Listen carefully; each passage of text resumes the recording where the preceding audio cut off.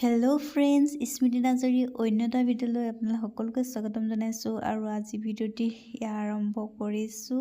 আৰু এয়া কাপোৰখন ভাবিছোঁ উলিয়াই দিওঁ আৰু তাঁতৰ পাতৰ পৰা আজি ভিডিঅ'টি আৰম্ভ কৰিলোঁ। আৰু কি ক'ম আৰু এইকেইদিন ভিডিঅ' দিব পৰা নাই, বহুতো ব্যস্ত। ছোৱালীক গা ভাল নাছিল, বেমাৰ। আজিৰ পৰা আকৌ আৰম্ভ কৰিছোঁ। যিসকলে মোৰ ভিডিঅ'বিলাক চাই আছে, প্লিজ লাইক কমেণ্ট শ্বেয়াৰ কৰিব আৰু ছাবস্ক্ৰাইব কৰিব, কাষতে থকা বেল আইকনটো দবাই দিব।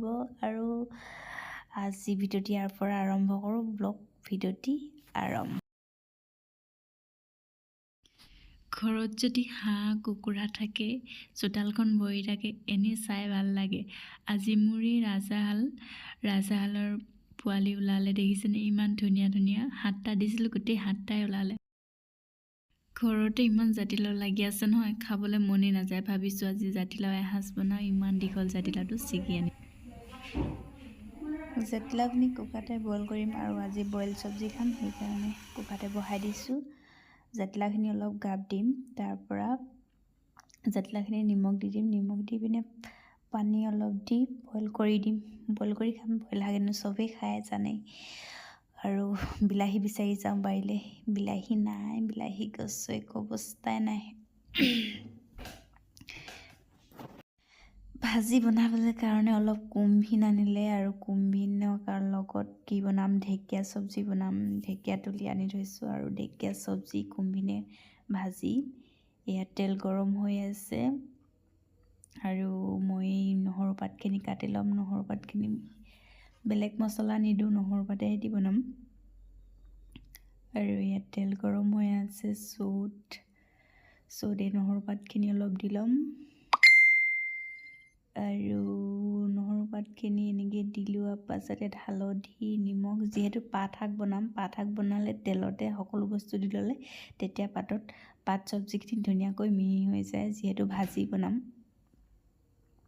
আৰু মছলা দুটামান দি দিম মই, গোটা মছলা দুটামান মই দি দিম, তেতিয়া ধুনীয়া লাগিব গোন্ধটো। আৰু বেলেগ মছলা ইউজ নকৰোঁ মই।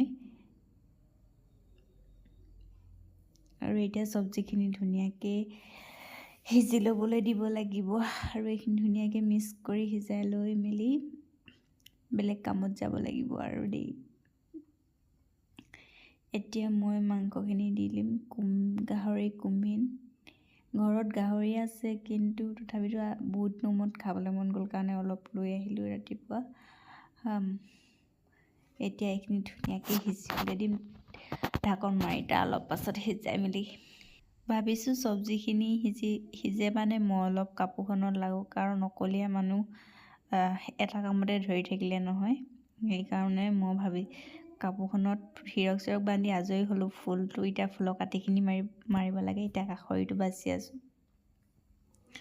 আৰু কাষৰিটো বাচি লৈ মেলি আকৌ ভাতলৈ যাব লাগিব। কাপোৰখনৰ এনেকুৱা ফুলটো বাচিবলৈ আমনি হৈছিলে, কিন্তু এতিয়া এইকেইদিন ভাল হৈছে অলপ বাচিবলৈ। প্ৰথমতে সূতাখিনি লাগি ধৰিছিলে নতুন। কাপোৰ নলগাওঁতে সময় দিয়ে, কাপোৰ লগোৱাৰ পাছত ব'বলৈ সময় নাথাকে।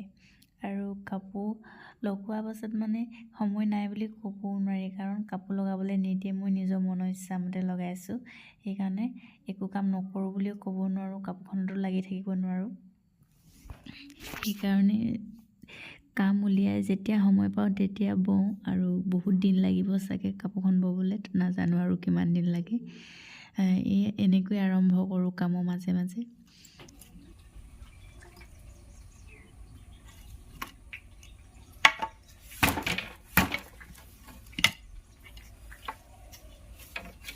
ফুলটো বাছি লৈ পিনে আপোনালোকক দেখাম কেনেকৈ হেৰি কৰিছোঁ। আৰু এতিয়া মানে এনেই অলপ দেখাই দিছোঁ।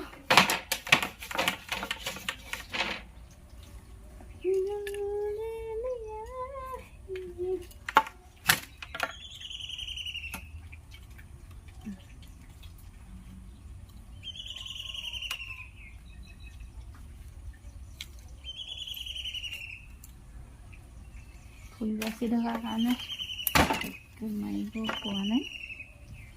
আৰু এতিয়া আকৌ চব্জিখিনি অলপ চাই লওঁগৈ ঐ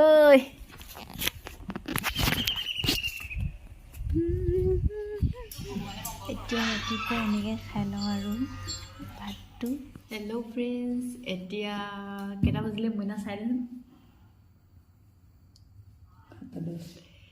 এয়া হৈছে মোৰ ডাঙৰ ভতিজা আৰু 7:20 হৈছে ইহঁতক এতিয়ালৈকে ভাত দিয়া নাই ভাতত লাগোগে আজিলৈ ভিডিঅ'টো ইমানতে সামৰিছোঁ এয়া ছোৱালী দুইটাই পঢ়ি আছে আৰু আজিলৈ ভিডিঅ'টো ইমানতে সামৰণি মাৰিছোঁ আকৌ লগ পাম কাইলৈ অন্য এটা ভিডিঅ'ত হয় ন ধনু বাই বাই বাই বাই